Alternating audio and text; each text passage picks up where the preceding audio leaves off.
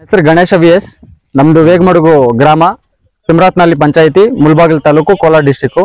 ಇದೇ ವೇಗಮಡುಗು ಗ್ರಾಮಕ್ಕೆ ಈ ಸ್ಮಶಾನಕ್ಕೆ ದಾರಿ ಇಲ್ಲ ಅಂತ ಹೇಳ್ಬಿಟ್ಟು ಸುಮಾರು ವರ್ಷಗಳಿಂದ ಈ ಒಂದು ಗಲಾಟೆ ನಡೀತಾನೆ ಇದೆ. ಇಲ್ಲಿ ಸ್ಟಾರ್ಟಿಂಗ್ ಅಲ್ಲಿ ಬಂದ್ಬಿಟ್ಟು ಒಬ್ರು ರಾಮಪ್ಪ ಅಂತ ಹೇಳ್ಬಿಟ್ಟು, ತೋಟಿ ರಾಮಪ್ಪ ಅಂತ ಹೇಳ್ಬಿಟ್ಟು ಅವ್ರು ಸ್ವಲ್ಪ ಅಕ್ರಮ ಮಾಡ್ಕೊಂಡಿದ್ದಾರೆ.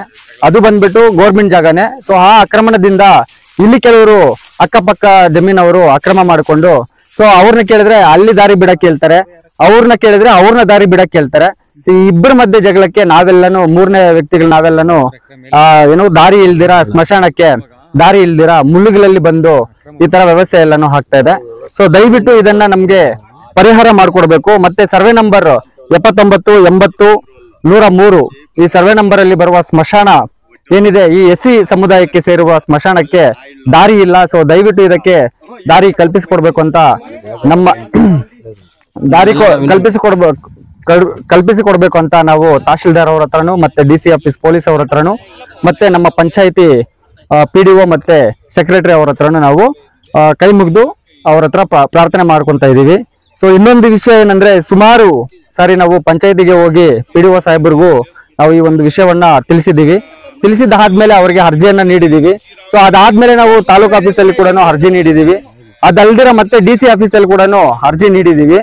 ಸೊ ಈ ಅರ್ಜಿ ನೀಡಿದ ಆದ್ಮೇಲೆ ಕೂಡ ಅವ್ರ ಕಡೆಯಿಂದ ನಮ್ಗೆ ಯಾವುದೇ ರೀತಿ ಪರಿಹಾರ ಆಗಿಲ್ಲ. ಸೊ ದಯವಿಟ್ಟು ನಾವು ಮೀಡಿಯಾ ಮುಖಾಂತರ ಬೇಡ್ಕೊಳ್ಳೋದೇನೆಂದ್ರೆ, ಸೊ ನಾವೇನು ಅರ್ಜಿ ದಾಖಲೆ ಮಾಡಿದೀವಿ, ಆ ದಾಖಲೆ ಮಾಡಿರುವ ಅರ್ಜಿಗಳು ನಮ್ಮ ಹತ್ರ ಇದೆ. ಸೊ ಅದು ನಾವು ನಿಮ್ಗೆ ತಲುಪಿಸ್ತೇವೆ. ದಯವಿಟ್ಟು ನಿಮ್ ಕಡೆಯಿಂದ ಇದು ಎಲ್ಲರಿಗೂ ನಿಮ್ ಮೂಲಕ ಇದು ಎಲ್ಲರಿಗೂ ಏನೋ ತಲುಪೋ ತರ ಮಾಡಿ ನೀವು ನಮ್ಗೆ ನ್ಯಾಯ ಒದಗಿಸ್ಕೊಡ್ಬೇಕಂತ ತಮ್ಮಲ್ಲಿ ಕೂಡ ವಿನಂತಿ ಮಾಡ್ತಾ ಇದೀವಿ.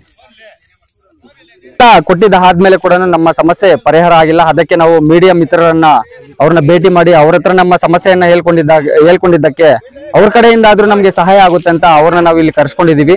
ಸೊ ಇವಾಗ ಫೈನಲ್ ಆಗಿ ಈ ಸಮಸ್ಯೆ ಹಿಂಗೆ ಮುಂದುವರೆದ್ರೆ ನಾವು ನಾಳೆ ದಿನ ಖಂಡಿತವಾಗಿ ಇವತ್ತು ಬಿಟ್ಟು ನಾಳೆ ದಿನ ಯಾರೇ ಸಾಯ್ಲಿ, ಈ ಸಮಸ್ಯೆ ಬಗೆಹರಿಲ್ಲ ಅಂದ್ರೆ ತಾಲೂಕ್ ಆಫೀಸ್ ಹತ್ರ ಬಂದು ತಹಶೀಲ್ದಾರ್ ಅವರ ಕೊಠಡಿಯ ಮುಂದುಗಡೆ ನಾವು ಆ ಒಂದು ಶವವನ್ನ ನಿಲ್ಲಿಸಿ ಅಲ್ಲೇ ಧರಣಿಯನ್ನ ಮಾಡ್ತೀವಿ. ಇಲ್ಲ ನಮ್ಗೆ ಆ ಒಂದು ತಾಲೂಕ್ ಆಫೀಸ್ ಹತ್ರನೇ ಅಂತ್ಯ ಸಂಸ್ಕಾರ ಮಾಡ್ಲಿಕ್ಕೆ ಜಾಗ ಕೊಡ್ಬೇಕಂತ ತಹಶೀಲ್ದಾರ್ ಅವ್ರನ್ನ ಮನವಿ ಮಾಡ್ಕೊಂತ ಇದ್ವಿ. Thank you.